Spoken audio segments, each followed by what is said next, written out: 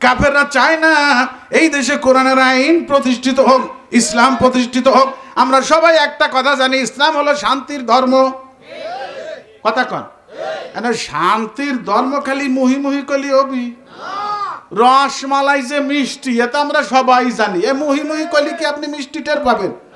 গালে দেওয়ার পরে শোন বুঝবেন রসমালাই কেমন মিষ্টি। ঠিক কিনা কন?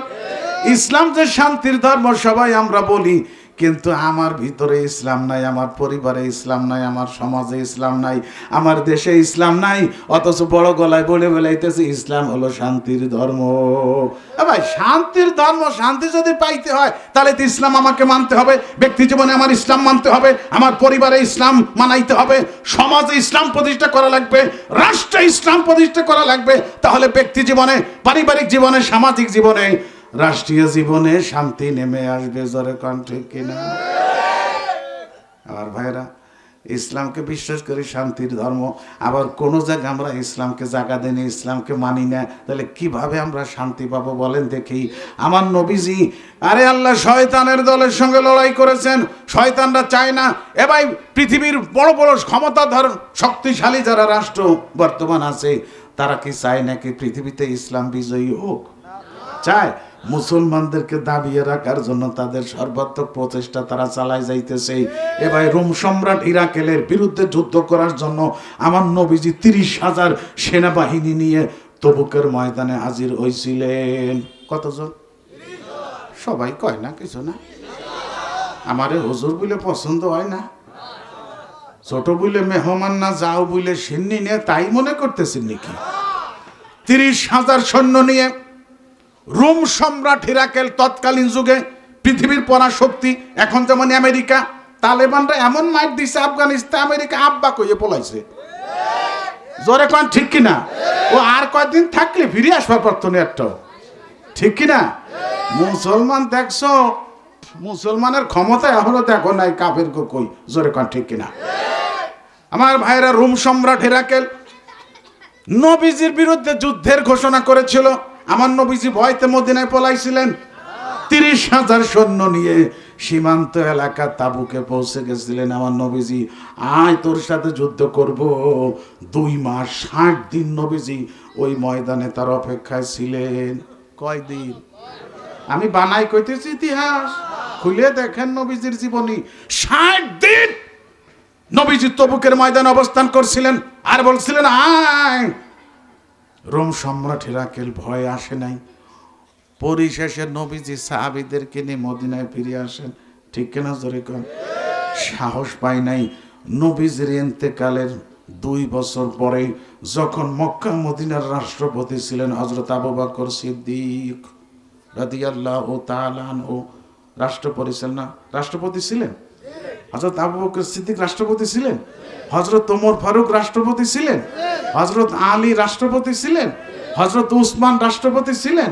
আমরা কই যে ইসলামের রাজনীতি নাই, আসল রাজনীতি তো ইসলামে। কথা বলেন ঠিক কিনা?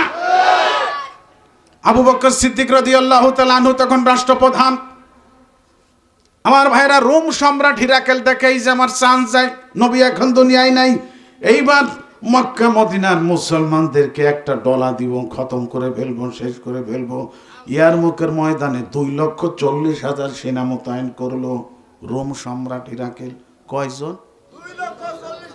ইতিহাস খুলে দেখেন, 2,40,000 সেনা মোতায়েন করলো মক্কা মদিনার মুসলমানদেরকে নিঃশেষ করার জন্য। সংবাদ আসলো রাষ্ট্রপতির কাছে। হযরত আবু বকর সিদ্দিক ভয় পাইলেন না। ওদের সাথে মোকাবেলা করার জন্য 27,000 মুসলিম সেনাবাহিনী পাঠাইয়ে দিলেন। কতজন? আমার ভাইজান, আমাদের মুসলমানদের যিনি সেনাপতি ছিলেন, ওইখানে যাওয়ার পরে ইনকোয়ারি করে জানতে পারলেন খ্রিস্টানদের সৈন্যের সংখ্যা বহুগুণে বেশি, 2,40,000। উনি ভীত সন্ত্রস্ত হয়ে পড়লেন। রাষ্ট্রপতির কাছে সংবাদ পাঠাইলেন, হুজুর অবস্থা বেশি ভালো না, আমাদের চাইতে ওরা বহু গুণে বেশি। এই যুদ্ধ যদি আরম্ভ হয়, একজন মুসলিম সৈন্যের চিহ্ন ওই মাঠে খুঁজে পাওয়া যাবে না। এই মুহূর্তে আমরা কি করব আপনি আমাদের বলে দেন। ওরে আল্লাহ, হযরতে আবু বকর সিদ্দিক রাদিয়াল্লাহু তাআলা আনহু জরুরি মিটিং আহ্বান করলেন। মন্ত্রিপরিষদের সদস্য যারা ছিল সেখানে তিনি ঘোষণা করলেন, এই পরিস্থিতিতে আমি সেনাপতি চেঞ্জ করে দিলাম, আমাদের সেনাপতি খালিদ বিন ওলীদ কোথায়, তাকে এই যুদ্ধে আমি সেনাপতির দায়িত্ব দিয়ে দিলাম। খালিদ বিন ওলীদের নাম শুনছেন আপনারা? যাকে বলা হয় খালিদ সাইফুল্লাহ। সাইফুল্লাহ মানে আল্লাহর তলোয়ার। এই উপাধিটা আমার নবীজি তাকে দিয়েছিলেন। জোরে কোন সুবহানাল্লাহ। নবী বলছিলেন, খালিদ তুমি হইতেছ আল্লাহর তলোয়ার, যেই জাতির উপর তলোয়ার উঁচু করবা সেখানে আল্লাহ তোমাকে বিজয় দান করবে। জোরে কোন সুবহানাল্লাহ। খালিদ বিন ওলীদ রাদিয়াল্লাহু তাআলা আনহুর কাছে রাষ্ট্রপতির পক্ষ থেকে চিঠি পৌঁছাইল, ও খালিদ এই চিঠি পাওয়া মাত্র তুমি ইয়ারমুকের ময়দানে চলে যাবা। খালিদ বিন ওলীদ তখন ইরাকে ছিলেন, ইরাকে যুদ্ধের নেতৃত্ব দিচ্ছিলেন। রাষ্ট্রপতির চিঠি যখন তার হাতে পৌঁছাইল, লাফ দিয়ে ঘোড়ার উপর উঠলেন, ৯,০০০ সৈন্য নিয়ে ইয়ারমুকের ময়দানে হাজির হইয়া গেলে। আমার ভাইয়েরা, ওখানে যারা মুসলমানরা অবস্থান করছিল, খালিদ বিন ওলীদকে দেখে তারা খুশিতে আত্মহারা পাগল পারাম। খালিদ বিন ওলীদ বলেন, হে মুসলমানেরা, আমি জানতে পেরেছি তোমরা ভীত সন্ত্রস্ত হয়ে পড়েছো, কারণ সংখ্যায় আমরা কম। তোমরা কি জানো না মুসলমানেরা কাফেরদের বিরুদ্ধে যুদ্ধ করে সংখ্যাধিক্যের উপরে, সাংখ্যাধিক্যের উপরে আস্থা রেখে না, তারা সম্পূর্ণ ঈমানই বলিয়ান ওই আল্লাহ পাকের সাহায্যের উপরে আস্থা রেখে লড়াই করে। এ মুসলমানেরা, আমি জানতে চাই তোমাদের মধ্যে কোনো মুনাফেক বেঈমান আছে নাকি? কয় হুজুর না। বলে মুনাফেক বেঈমান যদি না থাকে তাহলে আল্লাহ পাকের সাহায্য আজকে আমাদের পক্ষে। জোরে কসম। খালিদ বিন ওলীদ রাদিয়াল্লাহু তাআলা আনহু কতজন লোক নিয়ে গেছিলেন সৈন্য? ৯,০০০। আর ওখানে আগে অবস্থান করতেছিল কত? ২৭ আর ৯ কত?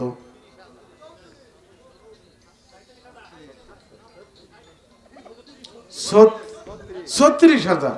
২৭ আর ৯ ৩৬,০০০ হইল। এখন জোরে কোন ঠিক কিনা? ইতিহাসে লেখা আছে খালিদ বিন ওলীদ রাদিয়াল্লাহু তাআলা আনহু ৩৬,০০০ মুসলিম সেনাবাহিনীকে ৩৬টা দলে বিভক্ত করছিলেন।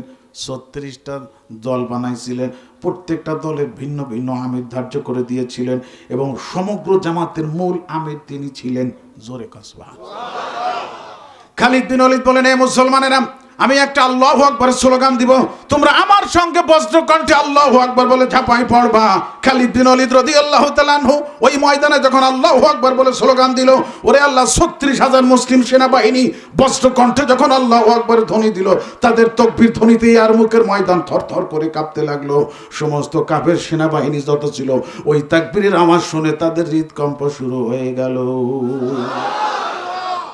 এ ভাই, আল্লাহু আকবারের স্লোগানের পাওয়ার আজও আছে না নাই? ইমানদারের ইমানকে করে শক্তিশালী। অবশ্য শয়তানের দলের গায়ে ধরে আগুন। বিভিন্ন জায়গায় দেখা যাইতেছে আল্লাহু আকবারের স্লোগান দিতে বাধা দেওয়া হচ্ছে। কথা কন না কে? ঢাকা শিক্ষা বোর্ডে আমি ৩ বার ওয়াজ করছি সরকারি। প্রথম বছর যখন যাই, কয়েক বছর আগে, তো এই বড় বড় কর্মকর্তা আমার কানে কানে কয়, হুজুর দেশের অবস্থা ভালো না, ওয়াজ করেন, খবরদার আল্লাহু আকবারের স্লোগান দিয়েন না। আমি মনে মনে ভাবলাম যে কটা দাতাল শয়তান আছে এই জায়গা, ঠিক কিনা? জোরে কর। চাপাই নবাবগঞ্জের ভোলাহাট গেছি ওয়াজ করবা, এই কয়েক বছর আগে। আমার চিঠি একখান ধরাই দিছি, আর কম্পিউটারে চাপা এটা শর্ত, হুজুর ওয়াজ করার আগে এইটা পড়েন, এইটা পড়িয়ে এই নিয়ম কানুন অনুযায়ী ওয়াজ করবেন। বাবা, তো সেই 9টা কলাম আমার মনে নাই এখন। তার ভিতরে একটা কথা মনে আছে যে হুজুর ওয়াজ করবেন, কিন্তু মাঝখানে কোনো আল্লাহু আকবারের স্লোগান দিবেন না। হয়তো ভয়, হিন্দু রাষ্ট্রে আইছি ওয়াজ করবা। এই রসুলপুর বাজারে কি আল্লাহু আকবার স্লোগান দেওয়া যাবে না? আবার এখানে আপনাদের কোনো বাধা আছে, কোনো আপত্তি আছে? তাহলে আজকে একটা স্লোগান আপনাদের কণ্ঠে আমি শুনতে চাই। ঠিক ইয়ারমুকের ময়দানে সাহাবীরা যেভাবে ধ্বনি দিয়েছিল আল্লাহু আকবারের, সেরকম একটা আওয়াজ হবে এখন। এই জীবনে এত জোরে কোনোদিন আওয়াজ করেন নাই, আজকে প্রথম করবেন। গলা ভাঙ্গুক, কাশি দিয়ে গলা সাফ করেন। আমার মুরব্বীরাও হ্যাঁ হ্যাঁ করতেছে। তাহলে আমার ছোট বাড়ি যারা, যুবক যারা, ওদের তো আর কথাই নাই, ঠিক কিনা? জোরে কন। আমার ভাডি, তোমরা তো জীবনে কত স্লোগান দিছো নেতাকে খুশি করার জন্য, আজকে একটা স্লোগান হবে আল্লাহকে খুশি করার জন্য। গলা ভাঙ্গুক, আকাশ বাতাস প্রকম্পিত করে আওয়াজ হবে, নারায়ে তাকবীর। আল কোরআনের আলো,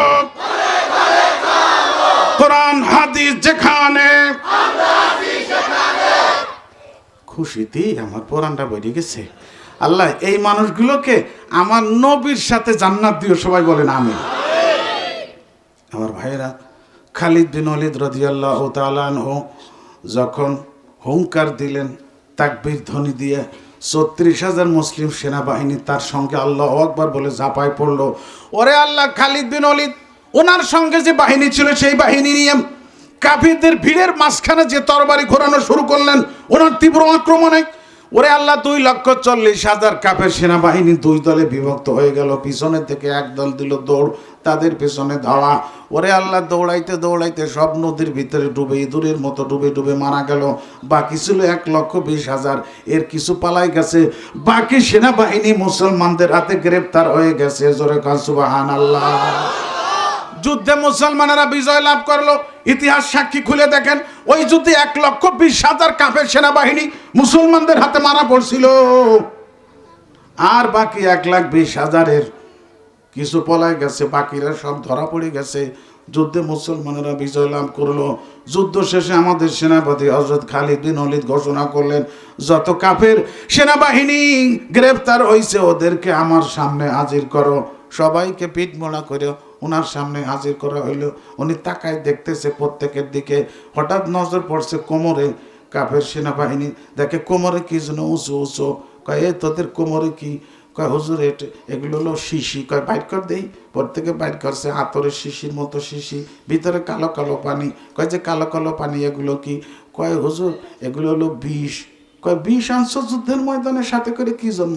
কয় আমাদের সম্রাট হিরাকেল প্রত্যেক সেনার হাতে এক একটা বিষের শিশি ধরাই দিছে, আর বলে দিছে তোমরা যদি যুদ্ধ করতে করতে মুসলিম সেনাবাহিনীর হাতে ধরা পড়ে যাও তাহলে তাদের হাতে মায়ের খাইয়ে জীবন দিও না, এই বিষ খাইয়ে নিজের জীবন নিজে বাহির করে দিও। আমাদের সেনাপতি খালিদ বিন ওয়ালিদ বললেন, তাই তোমরা খাও নাই কে বিষ? ধরা তো পড়িয়ে গেছে মুসলমানদের হাতে, বিষ খাও নাই কে? কয় টাইম পাওয়া লাগবে না, মাথায় হাত দিবার পারছি নাকি? তার আগেই তো আপনাদের লোকজন ধরে ফেলাইছে। সুবহানাল্লাহ। নাই, এটা খুশির খবর শুনলে পড়তে হয়। এবার আজকে কি রাগের ওয়াজ করতেছি নাকি? আমার ভাইয়েরা লক্ষ্য করেন, খালিদ বিন ওয়ালিদ বলেন, এ কাফের সেনাবাহিনী তোদের এই বিষ এটা কি অরিজিনাল বিষ না নকল? এ খালি কি একা হুজুর এটা হলো অরিজিনাল, খাওয়ার সাথে জীবন শেষ। আমাদের দেশে বিষের ভিতরেও ভেজা। কি কথা কন? সমস্ত খাদ্য যত যা আমরা বাজারে কি সবগুলোর ভিতর ভেজাল আছেই। এই যে একটু কালের দিন আইসেন একটু খাজুরে মিঠাই, এর আগে আমাকে বাসায় চিতেই ভিটে ভিজাইছে আমাকে ম্যাডাম, ইংরেজিতে কলাম দেশে কামড়াইয়ে ছিড়বার পারতেছে। আমি যে কি গুড়ার ডিম বানাইছো এত শক্ত, কয় যে কি মিঠাই আনছো খালি চেনি গচার গচার। এই যে আমার দিকে কিনবার সময় করলে যে হুজুর আপনারা আমি যাবে দিয়া যায় নাকি, খাবার পরে মনে পড়বে না হুজুর, ভালো তা দিলাম। এই তো হ্যাঁ তো মনে পড়তেইছে। কথা কন নাকি? ইন্দুরির জম বিক্রি করেন এই আপনাদের তো বাজার, এটি রসুলপুর বাজার। কি সুন্দর একটা নাম, নবীর নামের নাম রসুলপুর। কি জোরে কন, বলেন আলহামদুলিল্লাহ। আরে এই নামের ওসিলাই বাজারের ব্যবসায়ী এলাকায় সবাইকে আল্লাহ জান্নাত দান করবে ইনশাআল্লাহ, খালি আলেমদের নেতৃত্বে থাকেন। জোরে কন ঠিক কিনা? আমার ভাইয়েরা লক্ষ্য করেন, ওই যে বিষ বিক্রি করে, বিষ ইন্দুরির জম, ওরা কি কয়? কয় জাগায় বেরেক, খাওয়ার সাথে ইন্দুর জাগায় বেরেক। ওদের কিন্তু দোষ, ওরা কয় না যে ইন্দুর মরে যাবে, এই খাওয়ার পরে একটু বেরেক করে আবার চলে যাবে। এই জন্য কইলো জাগায় বেরেক, ইন্দুরির জম নেন ভাই, জাগায় বেরেক। শুনছেন আপনারা? আমি কিন্তু নিজে কানে শুনেই তাই করতেছি। বিষের ভিতরে আমাকে ভেজাল, ইন্দুর মরে না ওতে। এখন ওই যে কাফের সেনাবাহিনী যে বিষের শিশি কয় হুজুর এটা হলো অরিজিনাল বিষ। খালিদ বিন ওয়ালিদ আমাদের সেনাপতি কয় তাহলে তো কই বিষ দে, আমি খাই দেই কি হয়? কয় হুজুর খবরদার এই বিষ আপনি খাইয়েন না, আপনার জীবন কিন্তু শেষ হয়ে যাবে। খালিদ বিন ওয়ালিদ রাদিয়াল্লাহু তাআলা আনহু বলেন, এ কাফের সেনাবাহিনী তোদের বিষ আমি খাবো, খাওয়ার পরে যদি আমার কিছু না হয়, আমি যদি জীবিত থাকি তাহলে কি হবে? ওই হাজার হাজার সেনাবাহিনী এক বাক্যে বলে উঠলো, সত্যি হুজুর, এই বিষ খাওয়ার পরে যদি আপনি জীবিত থাকেন তাহলে আমরা আর দেরি করব না, আপনার হাতে কলেমা পড়ে মুসলমান হয়ে যাব।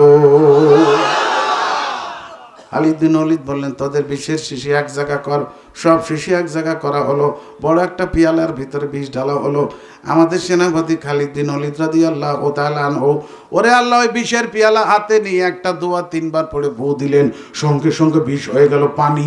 সেই পানি পান করে দূরে পিয়ালা নিক্ষেপ করে লাফ দিয়ে দাঁড়ায় পড়লেন, আর বলেন, কই রে কাফেরের দল, তোদের বিষে তো আমার কিছু হলো না। সঙ্গে সঙ্গে হাজার হাজার কাফের সেনাবাহিনী খালিদ বিন ওলীদের হাতে কলেমা পড়ে মুসলমান হয়ে গেল। আমার ভাইরা, পক্ষান্তরে আমাদের এই উপমহাদেশে ইংরেজদের সঙ্গে বাংলার শেষ স্বাধীন নবাব সিরাজউদ্দৌলা যুদ্ধ করছিল পলাশির মাঠে। করছিল? পলাশির যুদ্ধের ইতিহাস পড়ছেন?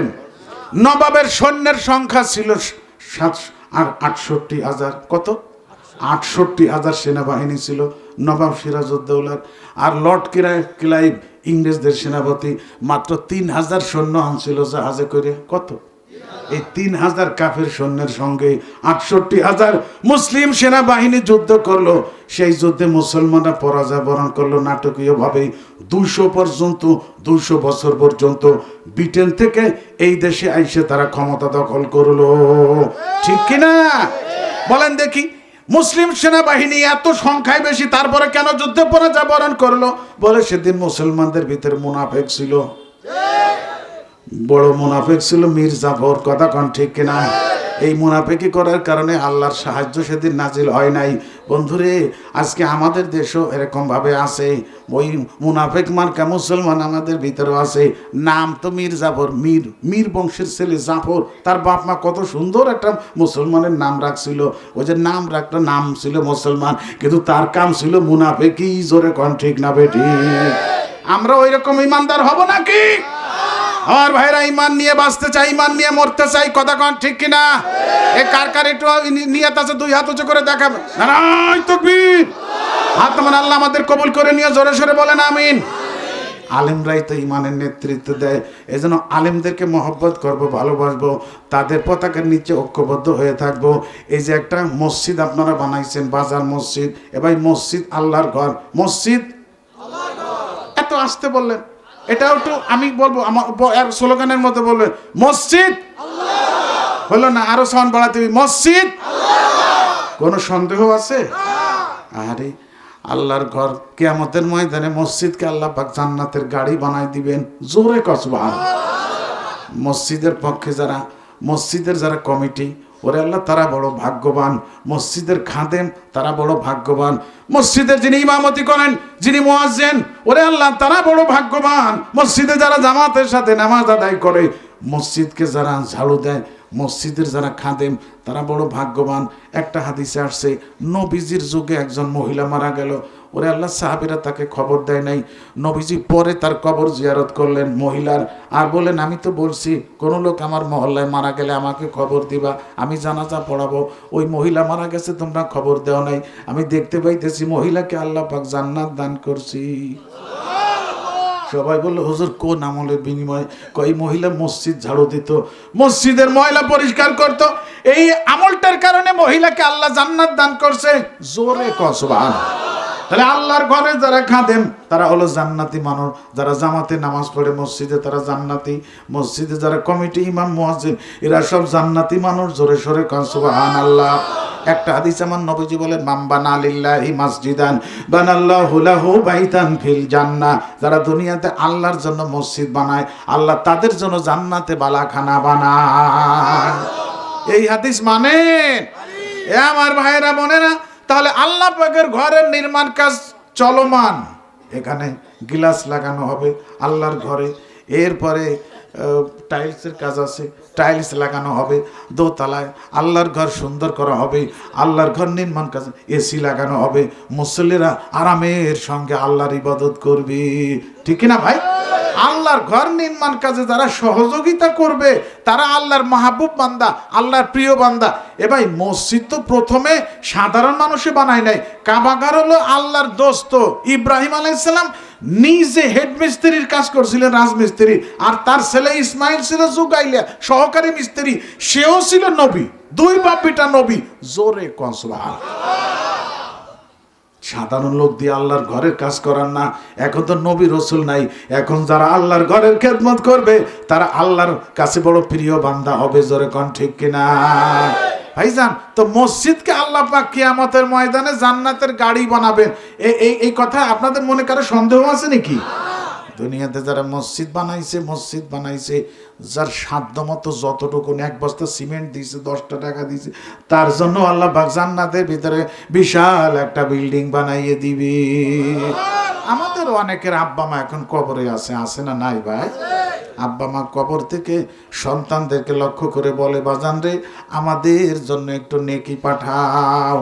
কোনো সন্তান যদি আব্বা মার কবরে দুনিয়া থেকে নেকি পাঠায়, ওই নেকি পাওয়ার পরে তারা কবরে এত খুশি হয়, সারা দুনিয়ার সম্পদ পাওয়ার চাইতে বেশি খুশি হয়ে যায়। আর একটা হাদিস আমার নবীজি বলেন, যে সন্তান তার আব্বা মাকে খুশি করবে, কিয়ামতের ময়দানে আল্লাহ পাক তাদের কোনো হিসাব নিবেন না, বিচার করবেন না, ওই সন্তানদেরকে বিনা হিসাবে বিনা বিচারে জান্নাত দান করবে।